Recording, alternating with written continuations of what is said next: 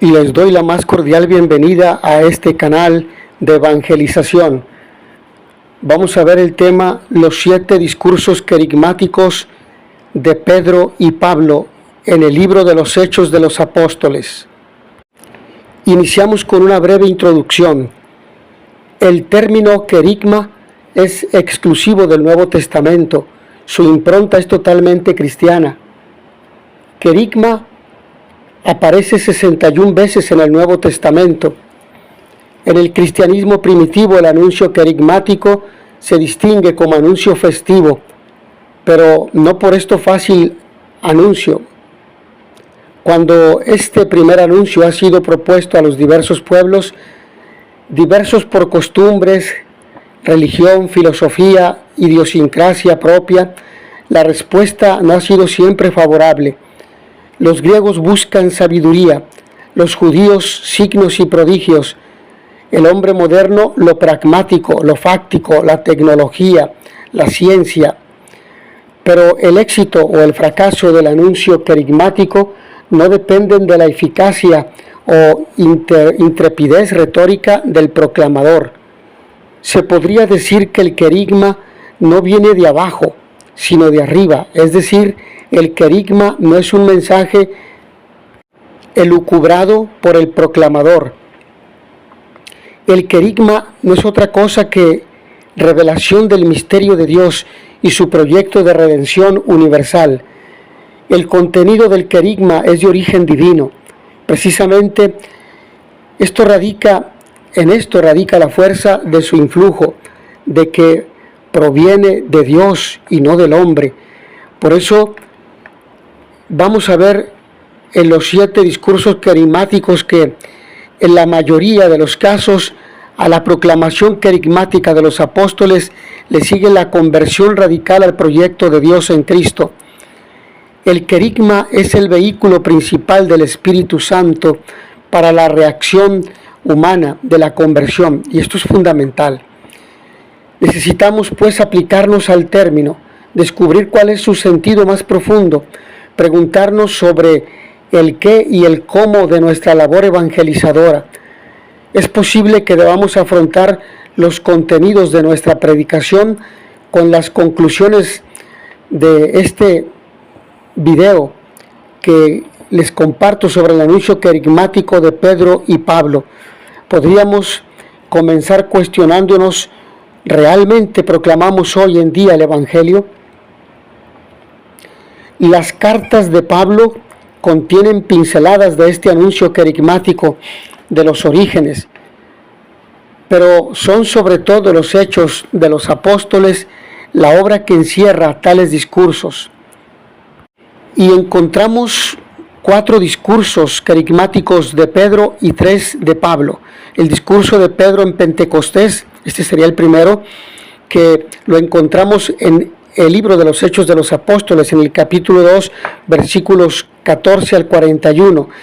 El segundo es el discurso también de Pedro después de la curación del tullido en el templo, que se encuentra en Hechos de los Apóstoles, capítulo 3, versículos 12 al 26. El tercer discurso de Pedro y Juan ante el Sinedrio, que se encuentra en el capítulo 4, versículos 7 al 12. El discurso de Pedro en casa de Cornelio, en el capítulo 10, versículos 34 al 48. El discurso de Pablo ante los judíos en Hechos, capítulo 3, versículos 16b al 43, incluso al versículo 46.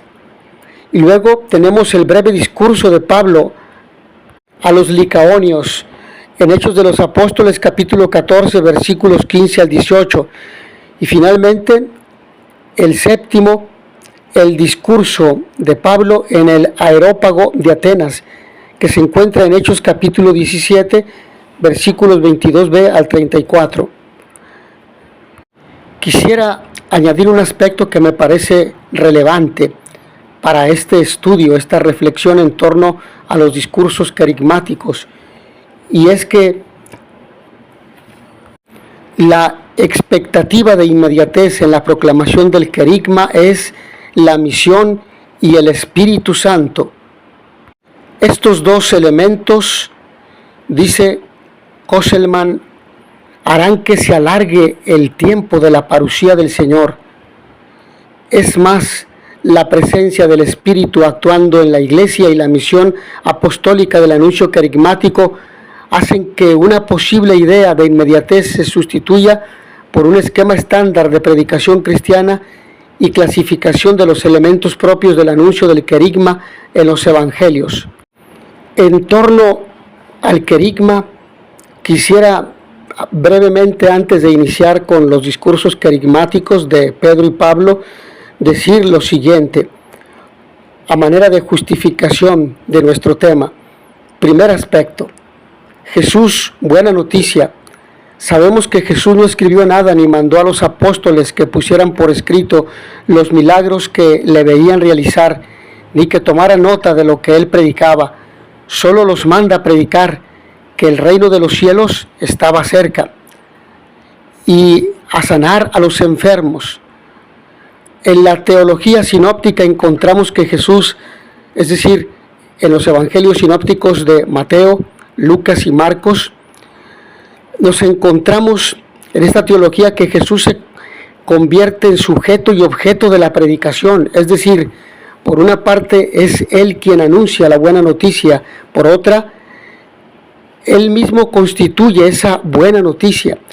Respecto a un segundo punto, la tradición apostólica, después de su resurrección, ordena a sus discípulos, apóstoles, a enseñar a todas las gentes, Mateo 28:19, lo que Él les había mandado. De esta manera surge la tradición con T mayúscula, el conjunto de todas aquellas experiencias que los testigos oculares vieron, tocaron y las enseñanzas que escucharon de Jesús. Para el cumplimiento de esta misión, Jesús les promete su ayuda permanente, lo que nos dice Mateo capítulo 28, versículo 20, así como también el envío del Espíritu Santo. En un tercer punto, la misión evangelización, vayan por todo el mundo, es el imperativo categórico, el proyecto más sublime de Dios confiado a los hombres. Los testigos apóstoles van a hacer de este proyecto su propio proyecto de vida. Esto mismo hará exclamar a San Pablo, ay de mí si no predicar el Evangelio. Primera carta de San Pablo a los Corintios, capítulo 9, versículo 16. Se fundan comunidades cristianas por doquier y se enseña la mística cristiana, fase oral de la predicación. Cuarto elemento, el martirión. Es la actividad apostólica por medio de la cual los apóstoles dan testimonio delante del tribunal de la historia y del mundo, lo que han visto y oído. Martirión. El predicador se siente compenetrado por el mensaje que proclama y tiene conciencia de que su proclamación obliga a los creyentes a tomar una opción. Por ejemplo, los discursos ante los tribunales, en Hechos capítulo 18, y luego, quinto punto, el querigma, la muerte de los primeros apóstoles, la persecución y disgregación de las iglesias, la unidad de la enseñanza cristiana, va a generar la necesidad de preservar por escrito lo más importante de la experiencia y enseñanza de Jesús. De esta manera surge el querigma como la parte más importante y esencial del mensaje. El contenido básico de la predicación oral de los apóstoles es la muerte y resurrección de Jesús. De este modo Pablo dirá a los corintios, les transmití en primer lugar lo que a mi vez recibí, que Cristo murió por nuestros pecados según las Escrituras, que fue sepultado y que resucitó al tercer día según las Escrituras. Primera de Corintios capítulo 15, versículos 3 al 4. Esta es ciertamente una de las formulaciones más antiguas del querigma que poseemos. Sexto aspecto, el Evangelio.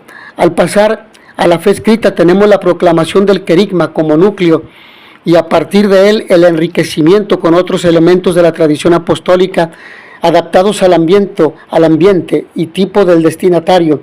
Es decir, el Evangelio puesto por escrito responde a un esquema tradicional resultante del querigma primitivo. De este modo surge el género literario evangelio.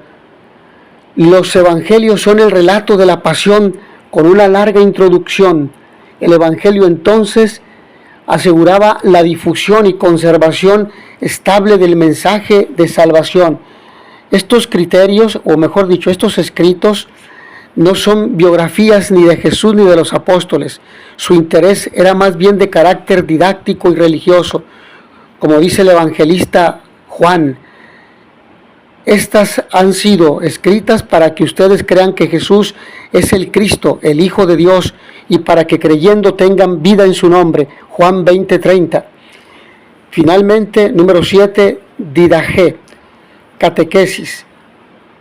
Después de una amplia asimilación del querigma cristiano, los pilares del cristianismo primitivo se dieron cuenta que había necesidad de profundizar diversos aspectos de la enseñanza cristiana, como se advierte en la carta a los Hebreos.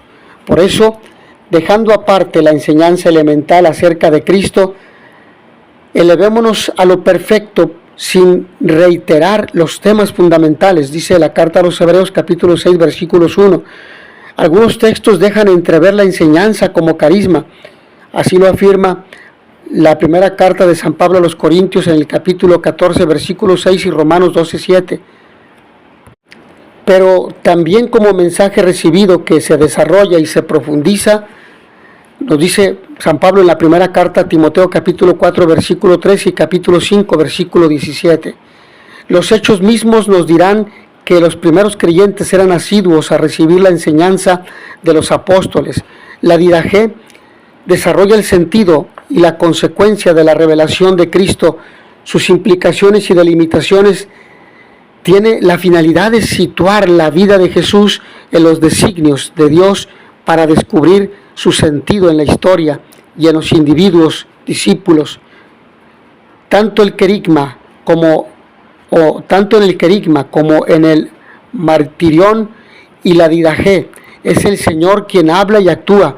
Su sello de validez es la fuerza renovadora que ellos poseen y que se traduce en conversión. Esta breve introducción baste y nos ayude, nos sirva para poder analizar más de cerca los discursos querigmáticos de los hechos de los apóstoles.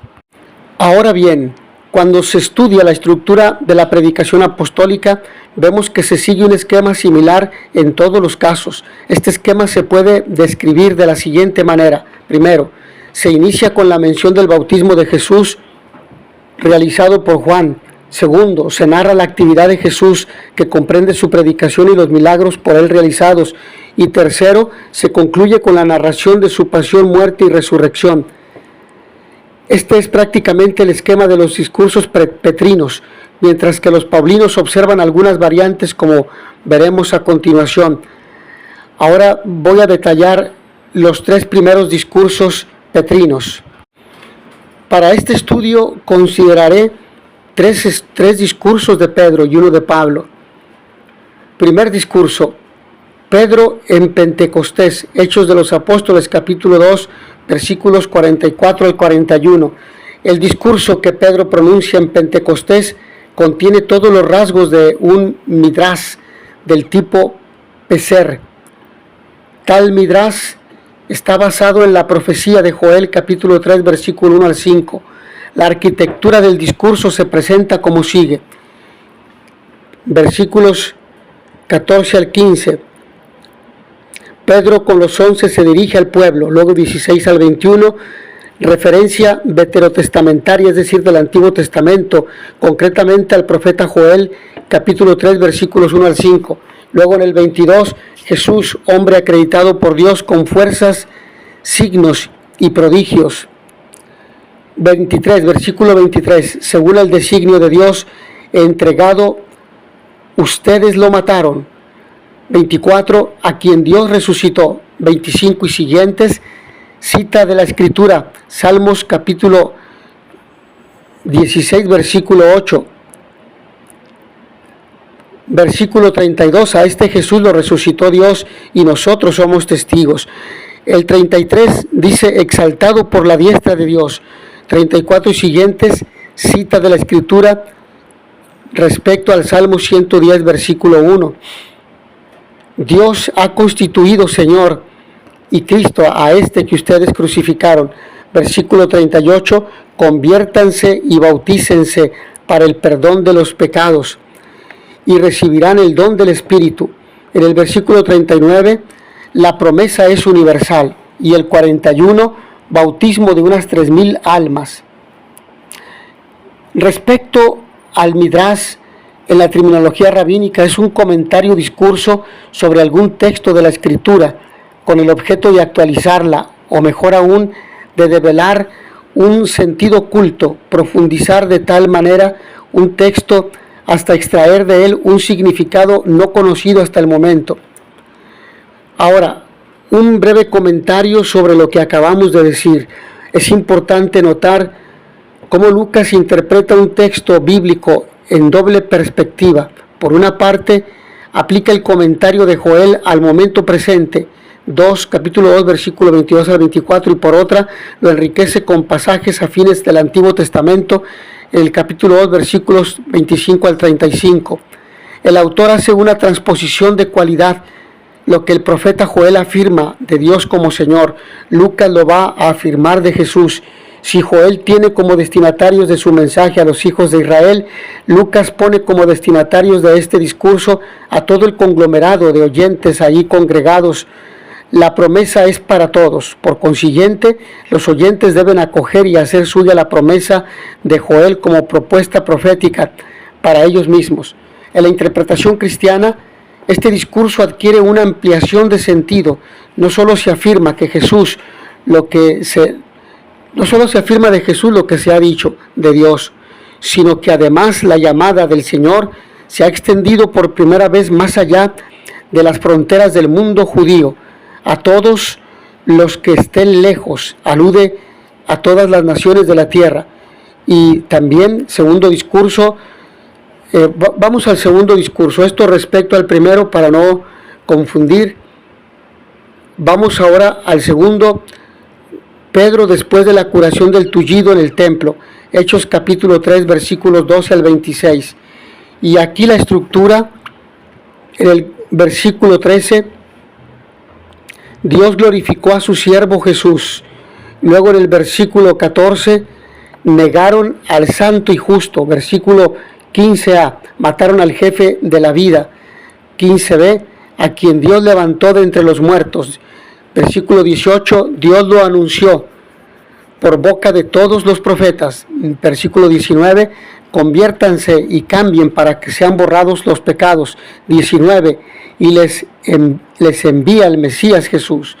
20 y 21, coincidencia con la profecía de Malaquías. El cielo retiene a Jesús hasta los tiempos de la consolación y de la restauración de todo. Malaquías capítulo 3, versículos 23 al 24. En los versículos 22 y 23, ahí tenemos la argumentación escriturística que hace alusión a Deuteronomio, versículo 18, mejor dicho, capítulo 18, versículos 15 al 19. Y el versículo 16, Dios ha resucitado a su siervo para bendecirlos. Un breve comentario a esto que acabamos de mencionar. Al igual que el anterior discurso, Hechos 3, 12 al 26 constituye sobre todo en su parte principal una exégesis rabínica, midrásica o midráchica, de Deuteronomio 18, 15 al 19. También aquí se explota el doble sentido cuando, recordando Deuteronomio 18, 26, utiliza el verbo anistemi, con sus dos vertientes, suscitar y resucitar. Esto va a conducir al autor a la afirmación fundamental que constituye el nervio principal de la argumentación, la resurrección de Jesús. Los versículos 3 y 14 contienen también otras expresiones tomadas del último cántico del siervo de Isaías, capítulos 52 al 53. El siervo de Yahvé, entregado y glorificado de Isaías, es identificado con Jesús. Si en Isaías se había afirmado que Dios suscitará a su servidor, Lucas dirá que Dios ha resucitado a Jesús, versículo 26. Si Jesús experimenta la ignominia de la muerte en cruz, no debe aparecer extraño a los oídos de quienes escuchan el mensaje. Por el contrario, Dios lo había previsto por boca de sus santos profetas. Estamos, por tanto, delante de una relectura del libro del Deuteronomio, en el capítulo 18, versículos 15 al 19, a la luz del último cántico del siervo sufriente de Isaías, capítulo 52, versículos 13, que se extiende hasta el capítulo 53, versículo 12. Veamos el tercer discurso, Pedro en casa de Cornelio, capítulo 10, versículo 34 al 48. En los versículos 34 al 35, Dios no hace acepción de personas. 36, el anuncio de la buena nueva por Jesucristo. El 37, referencia a Galilea. 38, Jesús ungido con el Espíritu Santo. Dios estaba con él. Versículo 39b, a quien mataron colgándole de un madero. Versículo 40, Dios le resucitó al tercer día. 41, se apareció primero a sus testigos. Versículo 42, mandó a dar este testimonio: Dios ha constituido a Jesús juez de vivos y muertos. 43, todo el que cree en él alcanza en su nombre el perdón de sus pecados. Comentemos estos versículos que acabo de mencionar. Puede parecer extraño al estilo de exposición del resto de los discursos, donde se tiene siempre presente un pasaje del Antiguo Testamento.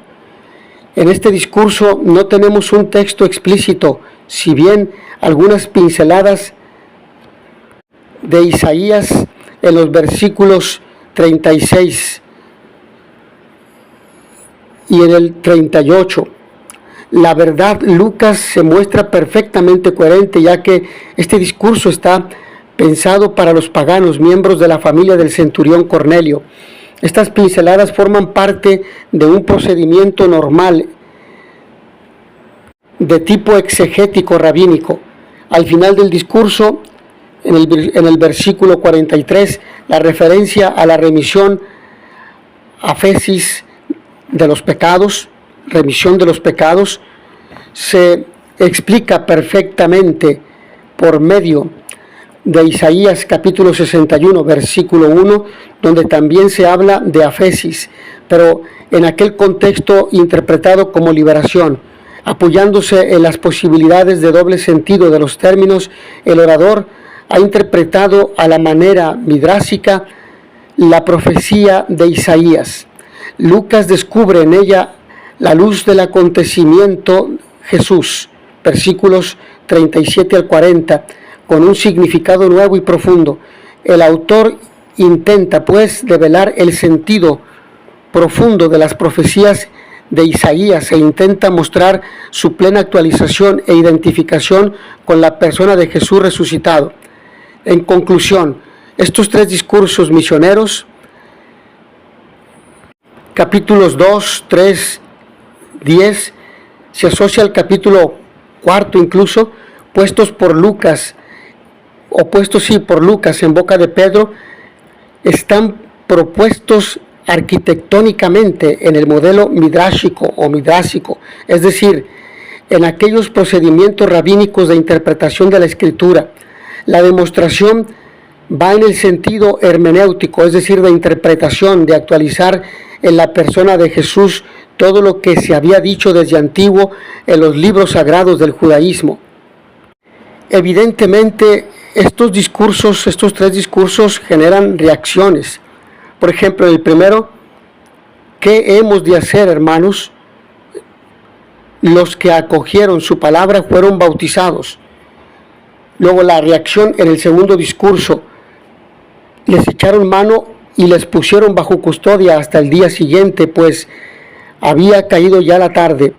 El tercero: el Espíritu Santo cayó sobre todos los que escuchaban la palabra, versículo 46. Les oían hablar en lenguas y glorificar a Dios.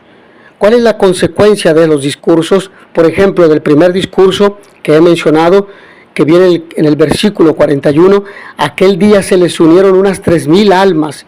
En el segundo, capítulo 4, versículo 4, Sin embargo, muchos de los que oyeron la palabra creyeron, y el número de hombres llegó a unos 5,000. Y en el tercero, capítulo 10, versículo 24, el centurión Cornelio, parientes y algunos y amigos íntimos, aceptaron la fe y el bautismo. Algunas conclusiones a estos 3 discursos carismáticos que he mencionado de Pedro. En el libro de los Hechos de los Apóstoles, el anuncio de Jesucristo en la iglesia primitiva se hacía normalmente a partir de la Escritura. Se prefieren sobre todo pasajes de los profetas y salmos.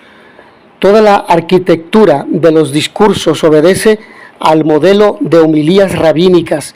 Lucas nos transmite pues estos primeros discursos del cristianismo en un esfuerzo de reflejar el modo como se predicaba en su tiempo. El esquema sigue siendo rabínico, pero en la óptica de la promesa cumplimiento, Jesús el Señor es aquel a quien aludían todas las escrituras. Segunda conclusión, en el fondo estos esquemas servían a los predicadores ambulantes del primer siglo como modelos de discursos misioneros. En ellos se contenían elementos esenciales. Ustedes han pecado al rechazar a Jesús, a quien se referían las escrituras, a quien Dios ha constituido causa de nuestra salvación mediante su muerte, resurrección y glorificación. De eso nosotros somos testigos. La segunda generación de cristianos tenían en estas homilías sinagogales y eclesiales los elementos más sobresalientes de la fe cristiana, a partir de los cuales se fundarían y consolidarían nuevas comunidades cristianas. Tercera conclusión y última de estos 3 discursos carismáticos petrinos, el método homilético que se deduce es el siguiente. Primero, se parte de la Escritura y se explica en 2 planos. A partir de un primer sentido histórico salvífico, se induce un segundo nivel de significado. Jesús, como clave hermenéutica, realiza la dinámica bíblica de promesa-cumplimiento.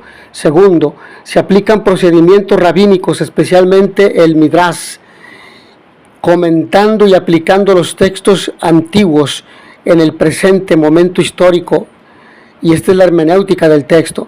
Y tercero, se utilizan técnicas retóricas típicas de la oratoria helenística, interpelaciones directas, estilo exhortativo, peroratio, figuras literarias diversas, etc.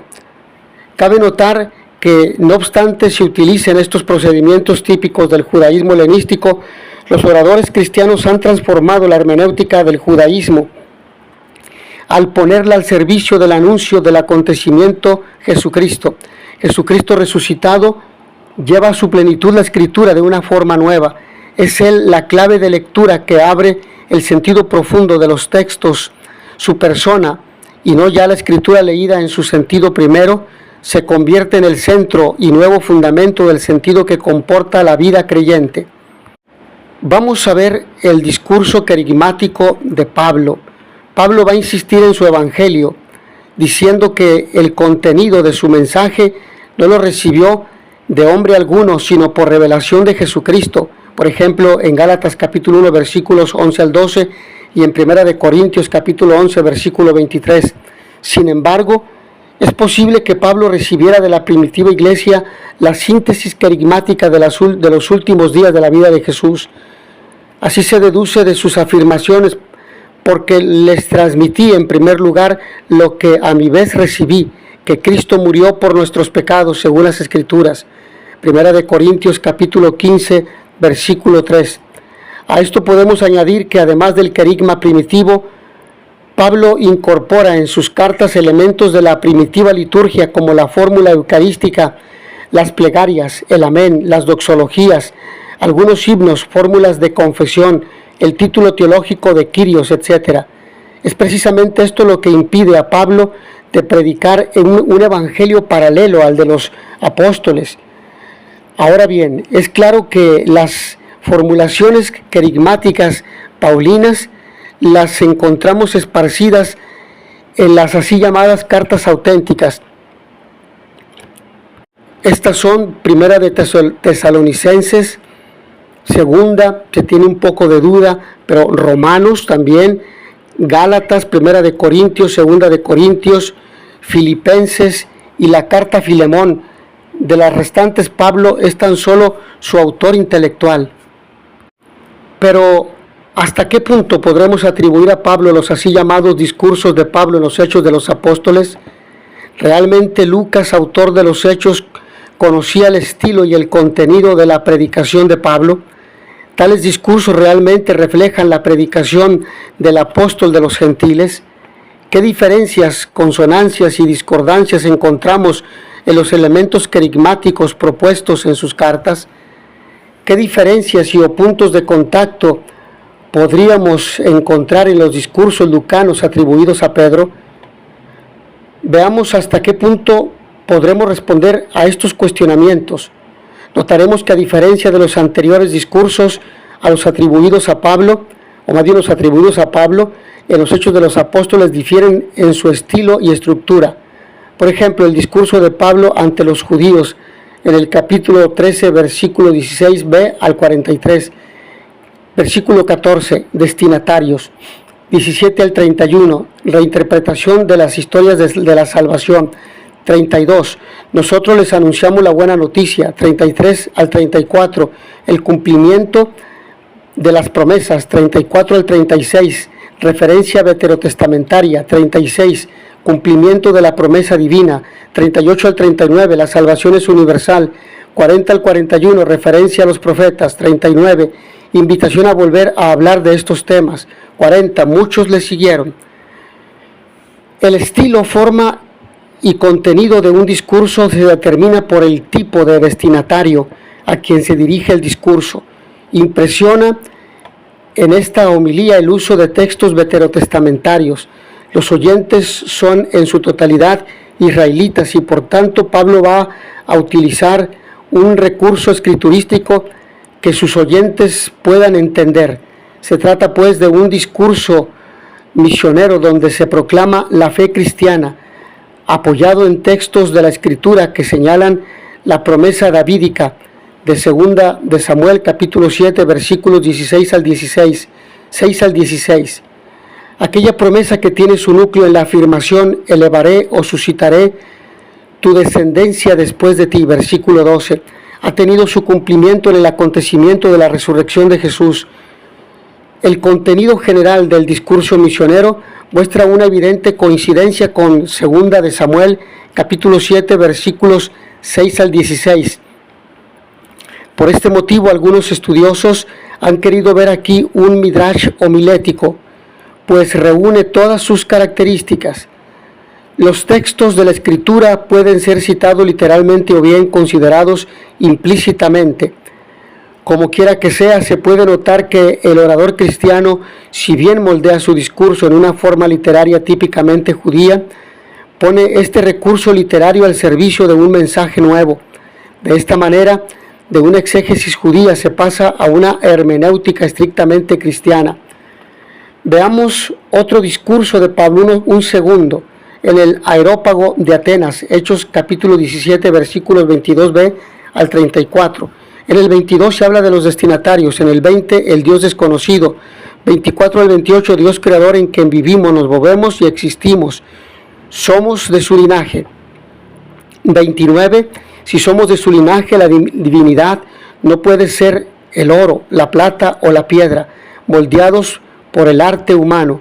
30, Dios pide conversión. 31, la resurrección de los muertos. 32 al 33, burla de los atenienses. Y 34, conversión de algunos de ellos. Estamos delante de un relato de misión que se convertirá en arquetipo de aquellas misiones fallidas, de aquellos intentos infructuosos de misión sin resultados evidentes. Antes de llegar a Atenas, Pablo había emprendido un largo viaje por mar, según cuenta Hechos 17:14. Más de 500 kilómetros recorridos sin evangelizar en ninguna parte. Como buen misionero, Pablo buscaba los grandes centros, pues de ahí podría irradiar la buena nueva a todo el territorio circundante. De esta manera, Pablo debió llegar a Atenas cansado y ansioso de conseguir éxitos apostólicos. Por otra parte, desde la óptica de Lucas, Atenas representaba el máximo centro cultural del mundo, símbolo de la sabiduría y de la piedad griega.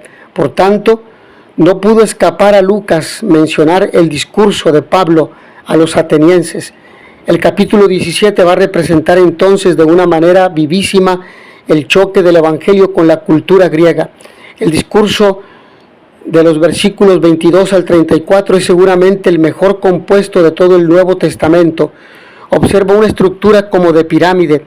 Va partiendo de un razonamiento lógico que parte de la religiosidad griega, el Dios desconocido, que nos habla de esto el versículo 20, lo lleva al ápice del discurso. Si en él existimos, nos movemos y somos. Si somos de su linaje, como lo confirman sus poetas, ¿cómo pensar que Dios pueda ser un ídolo? Versículo 29. En consecuencia, Dios se revela de diferente manera. Ha destinado un hombre, y la prueba de que es un verdadero enviado de Dios es que, habiendo probado la muerte, Dios lo ha resucitado de entre los muertos. Versículo 30. Inmediatamente notamos que el discurso es totalmente diferente a los anteriores.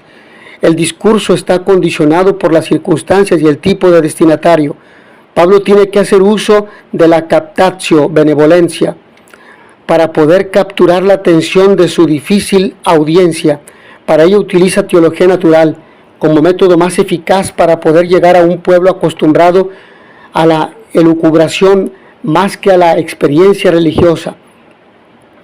En este caso, Pablo pone en práctica lo que ya antes había dicho: con los que están sin ley, como quien está sin ley, para ganar a los que están sin ley. Primera de Corintios capítulo 9, versículos 20 al 22. Quisiera destacar algunos elementos carismáticos del discurso de Pablo. Por ejemplo, en el discurso de Pablo ante los judíos, Hechos capítulo 13, versículos 16b al 43, los destinatarios son los israelitas y cuantos temen a Dios, y les dice: escuchen. En el discurso de Pablo en el Areópago, Hechos capítulo 17, versículos 22b al 34, se dirige a los atenienses: veo que ustedes son por todos los conceptos los más respetuosos de la divinidad. Y aquí se destaca en el primer discurso de Pablo, en el testimonio de Jesús sobre Jesús, de la descendencia de este Dios según la promesa ha suscitado para Israel un Salvador, Jesús. Y en el segundo, en el Areópago, pues bien, lo que adoran sin conocer, eso es lo que les vengo a anunciar. Versículo primero 23 y luego versículo 31, porque ha fijado el día en que va a juzgar al mundo según justicia por el hombre que ha destinado. Y tenemos aquí el anuncio de su muerte en el primer discurso carismático, y sin hallar en él ningún motivo de muerte, pidieron a Pilato que le hiciera morir. Y respecto a la resurrección, en el primer discurso, en el versículo 30, pero Dios le resucitó de entre los muertos, y en el segundo, dando a todos una garantía al resucitarlo de entre los muertos. ¿Qué reacciones encontramos en el primer discurso, en el versículo 42?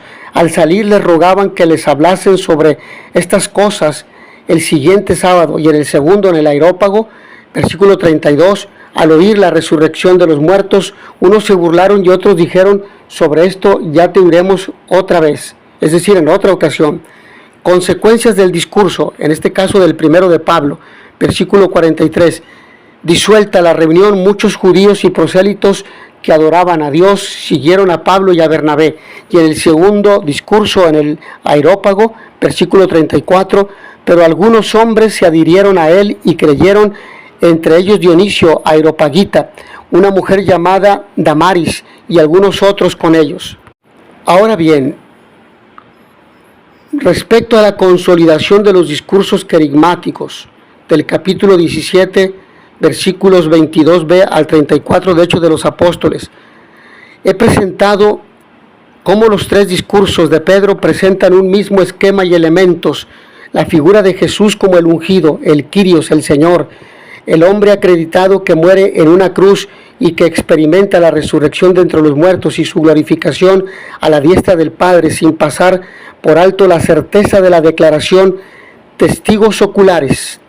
Es como si Lucas tuviera en su mente un patrón fijo de predicación misionera como modelo a seguir en la fundación de nuevas comunidades cristianas. Pablo, por su parte, sigue a grosso modo los esquemas petrinos en su primer discurso, si bien presenta un discurso más elaborado y un amplio recurso a la escritura. En su discurso, Pablo intenta reinterpretar la historia, demostrando que en Jesús la llamada de Dios a los antepasados está a punto de dirigirse al mundo. Es en el segundo discurso donde Pablo rompe definitivamente con el esquema prefigurado debido a la condición del destinatario. En este discurso utiliza una teología natural para llegar a purificar la idea de un Dios material por la de un Dios universal, sapiente e invisible. Posteriormente anuncia someramente el querigma cristiano, hablando de Jesús resucitado. En cuanto a las consecuencias del discurso, las argumentaciones de Pedro logran convertir a miles, mientras que los discursos de Pablo son siempre más dificultosos, más difíciles. Los textos mencionan la poca reacción a los discursos. Esto explica la lógica del mundo y la sabiduría de Dios, la necedad de la cruz para los paganos. La labor misionera del apóstol será siempre ardua y dificultuosa. En todos los textos se interpreta la resurrección de Jesús como exaltación, como expresión de la obra de Dios. Por ello, a esta expresión pertenecen títulos como Señor, Mesías, Jefe de la vida, Santo y Justo, todos ellos referidos a Jesucristo.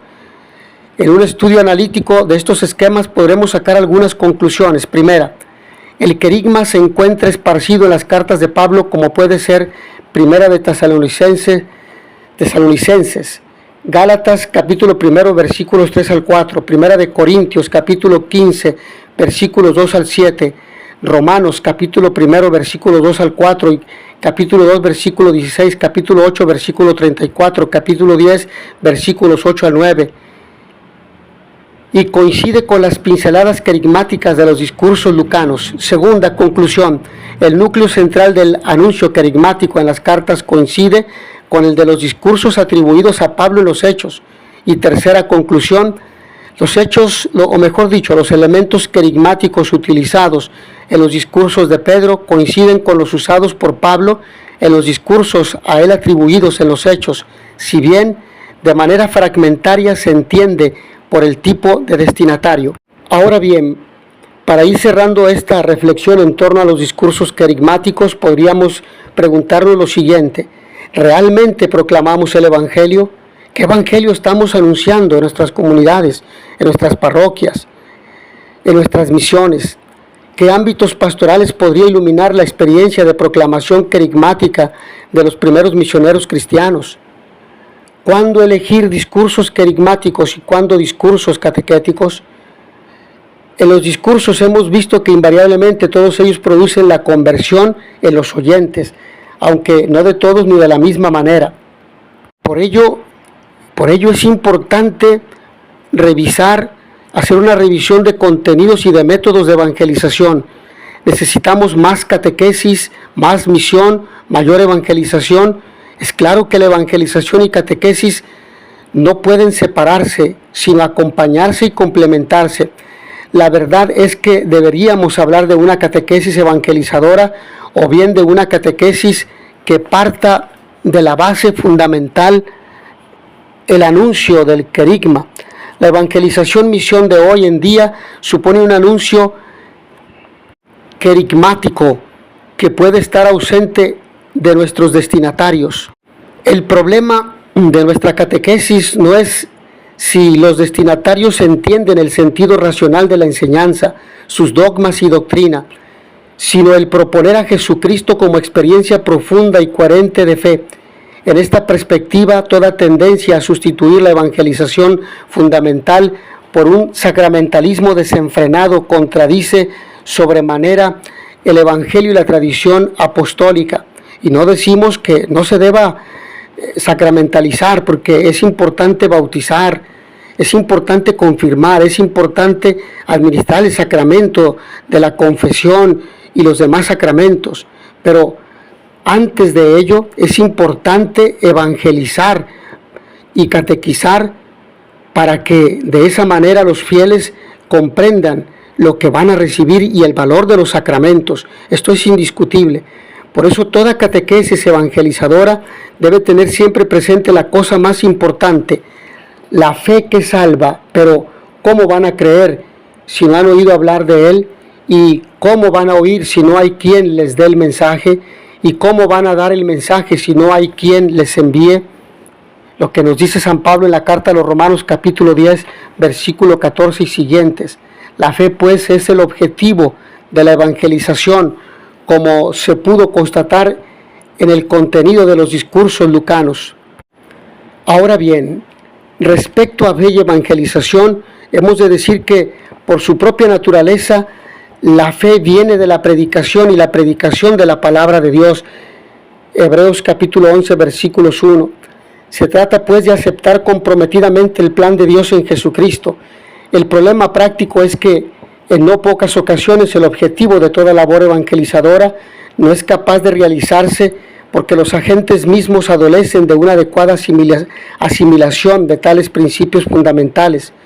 Podríamos configurar a partir de nuestro análisis algunos valores prácticos que conduzcan, como dice el apóstol Pablo, a una fe madura.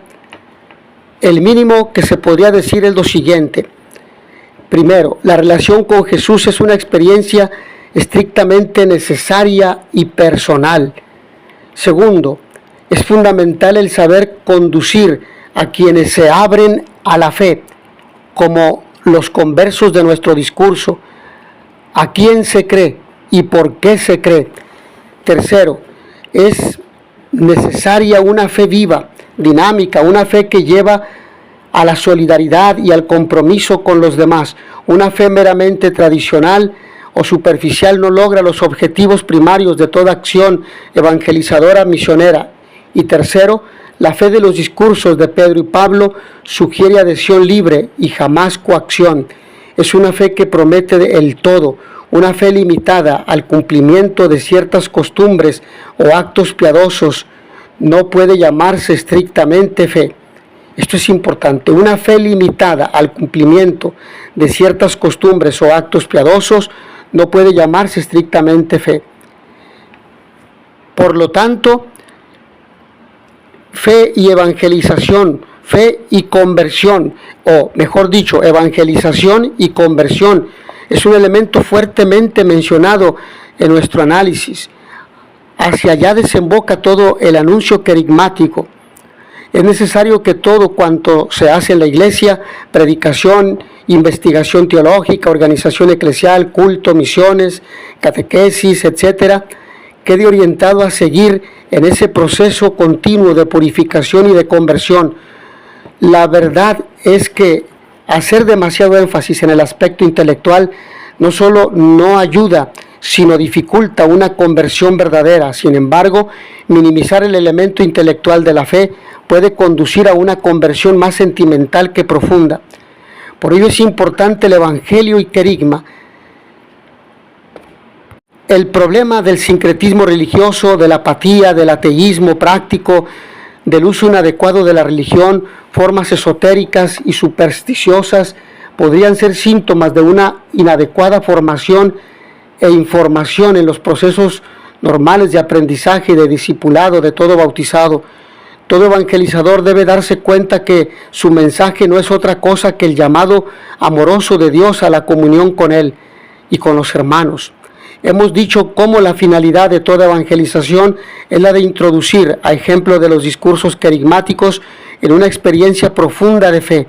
Ahora bien, si pudiéramos condensar el mensaje querigmático de tales discursos, podríamos considerar las siguientes ideas como puntos esenciales.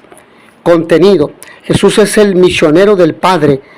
Nos lo ha dado a pesar de nuestros pecados y de nuestros pecados y de nuestros numerosos pecados. El paradigma de Jesús crucificado es un misterio del Padre hacia sus criaturas. Es el misterio del Padre hacia sus criaturas. El misterio es Cristo mismo.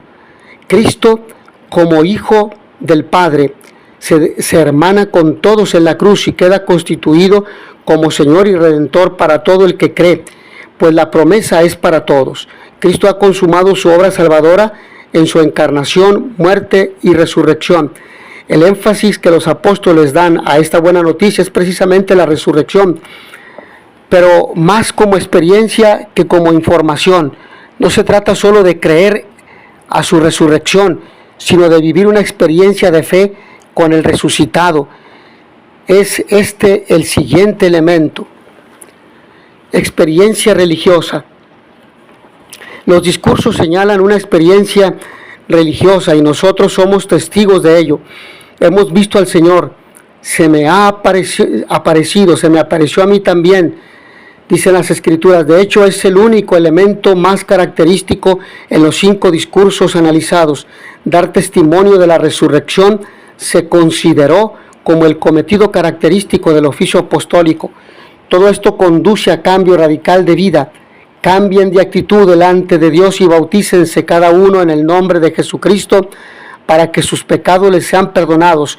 Hechos de los Apóstoles, capítulo 2, versículo 37 y siguientes. La plataforma de esta experiencia religiosa es la triada característica de la predicación apostólica: fe, bautismo y experiencia neumática. Hasta aquí en esta breve reflexión en torno a los discursos querigmáticos en los Hechos de los Apóstoles. Mis hermanos, que a todos ustedes el Señor los bendiga y les dé la paz.